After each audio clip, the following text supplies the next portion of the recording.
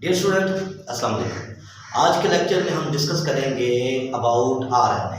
Last lecture के अंदर हमने डिस्कस किया था डीएनए को, हमने डीएनए की कंपोजिशन को स्टडी किया था, न्यूक्लियोटाइड को स्टडी किया था। और आज के लेक्चर में हम डिस्कस करेंगे अबाउट आरएनए। आरएनए क्या होता है? देखिए, आरएनए की बात करते हैं तो ये एब्रिविएशन किस चीज़ का है? ये एब्रिविएशन है राइबो न्यूक्लिक एसिड का। ये एब्रिविएशन जो है ये राइबो न्यूक्लिक एसिड का। इसका मतलब ये है कि राइबोज शुगर के अंदर जो कार्बन नंबर 2 मौजूद है, इस 2 के ऊपर जो OH है, इसकी ऑक्सीजन रिमूव नहीं हुई। अगर इसकी ऑक्सीजन रिमूव हो जाती तो हम कहते हैं कि ये क्या है, ये हो गया है डीऑक्सी, यानी कि फिर ये हिस्सा हो गया डीएनए का।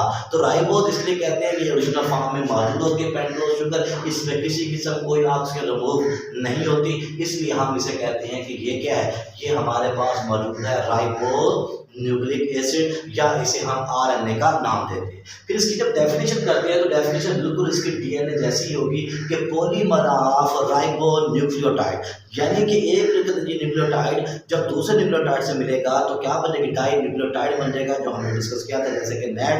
अब इसमें होगा ये कि इसमें जो न्यूक्लियोटाइड है वो कौन सा है, वो राइबोज शुगर वाला है, इसलिए हम कहते हैं the polymer of ribo nucleotide is called as RNA. या हम कहते हैं वो हमारे पास क्या न्यूक्लिक एसिड जब उसकी हाइड्रोलिसिस की जाए तो राइबो न्यूक्लियोटाइड को बना दे तो हम उसे क्या कहते हैं, हम उसे कहते हैं कि ये आरएनए है। तो इसका मतलब है इसका बिल्डिंग ब्लॉक क्या है, इसका बिल्डिंग ब्लॉक न्यूक्लियोटाइड है।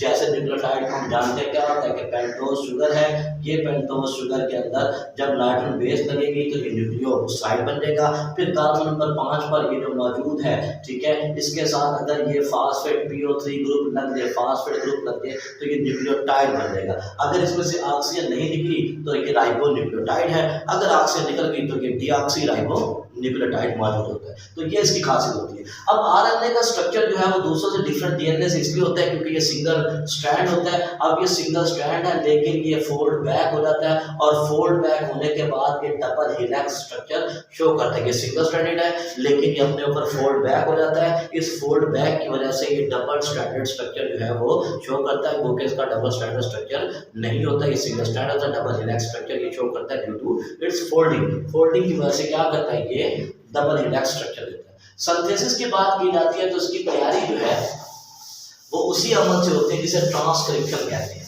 अब ट्रांसक्रिप्शन क्या होता है, ट्रांसक्रिप्शन कहते हैं कि ये हमारे पास मौजूद है डीएनए, डीएनए से बनेगा क्या चीज, आरएनए, डीएनए से आरएनए का बनना, यानी कि हमारे पास क्या डबल स्ट्रैंड से सिंगल स्ट्रैंड का बनना, हम इसे कहते हैं ट्रांसक्रिप्शन। अब चाहे किसी भी किस्म का आरएनए हो, वो राइबोसोमल आरएनए होता है, वो ट्रांसफर आरएनए है या मैसेंजर आरएनए है, कोई भी आरएनए है वो हमेशा बनता है ट्रांसक्रिप्शन से। और ट्रांसक्रिप्शन हमेशा होती है डीएनए से, और ये न्यूक्लियस के अंदर होती है, या ये न्यूक्लियाइड अगर प्रोकैरियोटिक सेल है तो न्यूक्लियाइड के अंदर होगी, और उससे क्या बनेंगे, उससे आरएनए बनेंगे जो शिफ्ट हो जाएंगे साइटोप्लाज्म में, जहां पर भी प्रोटीन सिंथेसिस होती है। तो इसका मतलब इसकी जो सिंथेसिस है वो ट्रांसक्रिप्शन से होती है। Transcription that in which the code of the DNA is transferred into the RNA। तो को डीएनए से आरएनए बनना ट्रांसक्रिप्शन होता है। ज्यादातर क्योंकि हम डिस्कस करते हैं मैसेंजर आरएनए को, लेकिन राइबोसोमल आरएनए हो गया या ट्रांसफर आरएनए होगा, वो भी इसी ट्रांसक्रिप्शन के अमल से बनता है। अमाउंट की बात करते हैं, इसकी अमाउंट डिफरेंट सेल में क्या होती है, डिफरेंट होते हैं, यानी इसकी अमाउंट फिक्स्ड नहीं होती। अगर पैगाम को ज़्यादा पहुंचाना है या जीन बड़ा है तो आरएनए, अगर एमआरएनए ज़्यादा होगा, अगर जीन छोटा है तो एमआरएनए का साइज भी छोटा होगा, इसलिए इसकी कोई फिक्स्ड अमाउंट नहीं होती। फंक्शन की बात करते हैं, मैंने जैसे बताया असल में क्या होता है कि डीएनए को कोड को आरएनए में कन्वर्ट करना होता है ताकि आगे प्रोटीन बन सके, और प्रोटीन जाहिर कर शो करेगा किसको, वो करेगा फिजियोलॉजिकल कैरेक्टर जिसे हम नाम देते हैं फिनोटाइपिक कैरेक्टर को। तो इसका काम होता है जीन को क्या करना, वो शो करना, प्रोटीन को सिंथेसिस करना। तो ये प्रोटीन सिंथेसिस के लिए बेसिकली क्या होते हैं, आरएनए मौजूद होते हैं। अब जब बात करते हैं इसकी टाइप्स की, मैंने अभी बताया कि असल में क्या होता है, आरएनए डीएनए से आरएनए का बनना जो है वो ट्रांसक्रिप्शन होता है। अब ये ट्रांसक्रिप्शन की वजह से जो आरएनए बनते हैं इसकी बेसिकली 3 टाइप्स होती है। इसकी बेसिकली 3 टाइप्स मौजूद है। पहली टाइप वही है मैसेंजर आरएनए। मैसेंजर आरएनए को एमआरएनए भी कहते हैं, एम फॉर मैसेंजर। मैसेंजर का मतलब है जो पैगाम लेके जा रहा है। अब जो पैगाम को लेके जा रहा है हम उसे मैसेंजर कहते हैं। इसका मतलब उसमें कोड मौजूद होता है जो डीएनए का डायरेक्ट होता है, ताकि इस कोड से आगे क्या सके, ट्रांसलेशन होकर प्रोटीन बनाया जा सके। अब इसका मतलब ये, इसकी हम बात करते हैं लेंथ की, इसकी लेंथ वेरिएबल होती है, कोई फिक्स लेंथ नहीं होती, छोटा भी हो सकता है और बड़े साइज का भी हो सकता है। Depend upon the size of the gene, gene जितना बड़ा होगा उतना ज़्यादा mRNA होगा, क्योंकि हम जानते हैं कि जेनेटिक कोड जो है वो मुश्तमिल होता है 3 न्यूक्लियोटाइड। अगर फर्ज करो जीन जो है वो 10 न्यूक्लियोटाइड का है, तो इसका मतलब ये है कि एक न्यूक्लियोटाइड को कोड करने के लिए हमारे पास 3 जो है वो क्या होंगी, वो नाइट्रिक बेसिस मौजूद होगी। तो इसका मतलब वो जो mRNA होगा वो क्या होगा, वो 30 न्यूक्लियोटाइड का बना होगा। इस तरह फर्ज करें कि हमारे पास एक जीन है जिसके अंदर 300 के करीब क्या है, वो न्यूक्लियोटाइड की अरेंजमेंट है, तो उसे कोड करने के लिए mRNA का साइज क्या होगा, 3 से हम क्या करेंगे, इसे मल्टीप्लाई करेंगे। तो मल्टीप्लाई करने के बाद हम देखेंगे उसका साइज क्या है, उसका साइज जो है वो क्या बनता है। इस तरह अगर फर्ज करो हमारे पास 1000 वाला मौजूद है जीन, तो उसकी वजह से जो हमारे पास आएगी वो कौन से आएंगे, 3000 का जो है वो लेंथ ऑफ mRNA आएगा। तो mRNA की लेंथ बेसिकली डिपेंड कर रही है किस पर, वो डिपेंड कर रही है असल में किसके ऊपर, वो डिपेंड कर रही है जीन के ऊपर। इस तरह इसका जो फंक्शन होता है वो इन्फॉर्मेशन होता है। ये डीएनए की इन्फॉर्मेशन क्या करता है, वो आगे लेके जाता है ताकि आगे प्रोटीन सिंथेसिस हो सके। अमाउंट इसकी जाहिर बात है कम होती है, जब जरूरत होगी तब बनेगी, तो 3 से 4% तक हम इसे कहते हैं कि इसकी अमाउंट जो है ये पाई जाती है। फिर इसके बाद हम बात करते हैं इसके टीआरएनए के नाम से पता चल गया, ट्रांसफर आरएनए, यानी कि इसका काम जो है वो क्या करना, अमाइनो एसिड को ट्रांसफर करना। अब जब mRNA बनेगा इसके ऊपर मौजूद होते हैं जेनेटिक कोड, जिसे हम कोडान कहते हैं। इस कोडान के हिसाब से चिपकने होते हैं क्या चीज़, अमाइनो एसिड। तो ट्रांसफर आरएनए क्या करता है, ये अमाइनो एसिड्स को इनके ऊपर आके अटैच करने में मदद करता है, ट्रांसफर करता है। इसीलिए हम कहते हैं स्मॉल लेंथ होता है, इसके तकरीबन क्या होते हैं 50 से 75 से 90 इसकी न्यूक्लियोटाइड होती हैं। ये ट्रांसफर करता है अमाइनो एसिड को, ठीक है। और क्या होता है, हम जानते हैं प्रोटीन बनाने में टोटल अमाइनो एसिड कितने होते हैं, 20 काइंड के होते हैं। इसलिए टीआरएनए के बारे में भी कहा जाता है कि इसकी भी क्या होते हैं, 20 किस्म की अक़साम।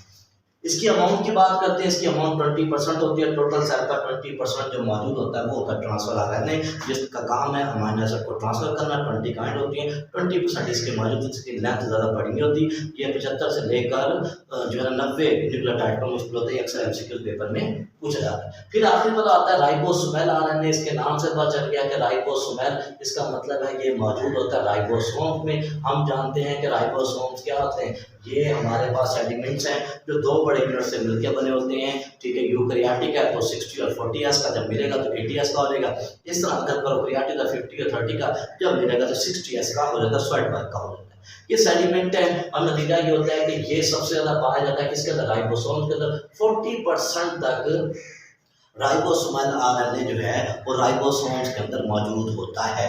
अब क्योंकि राइबोसोम्स के अंदर मौजूद है इसलिए इसे राइबोसोमल प्रोटीन का नाम भी देते हैं। ये प्रोटीन बनाने में क्या करता है, अहम रोल अदा करता है। ये क्या करता है, ट्रांसलेशन करता है उस इंफॉर्मेशन की जो mRNA के अंदर मौजूद होती है, ताकि उसके मुताबिक प्रोटीन सिंथेसिस की जा सके। तो प्रोटीन सिंथेसिस के लिए क्या होता है, ये मौजूद होता है। और इसकी जो अमाउंट होती है वो क्या होती है, वो 80% तक सेल के अंदर जो है वो उसकी अमाउंट पाई जाती है। तो ये हमारे पास क्या होता है बेटा, ये हमारे पास मौजूद होता है, जिसे हम नाम देते हैं आरएनए। तो ये बेसिकली आरएनए और डीएनए में यही फर्क होता है कि आरएनए में जो शुगर होती है वो राइबोज होती है, डीएनए में जो शुगर होती है वो कौन सी होती है, वो डिऑक्सी होती है। आरएनए के अंदर जो है वो क्या होता है, नाइट्रिक बेसिस की बात की जाती है। तो इसमें नाइट्रिक बेसिस क्या होती है, वही एडेनिन होती है, ठीक है, गुआनिन होती है, साइटोसिन होती है। सिवाय थाइमीन की जगह, थाइमीन की जगह इसमें यूरासिल मौजूद होती है। थाइमीन की जगह इसमें यूरासिल मौजूद होती है। बाकी सारी नाइट्रिक बेसिस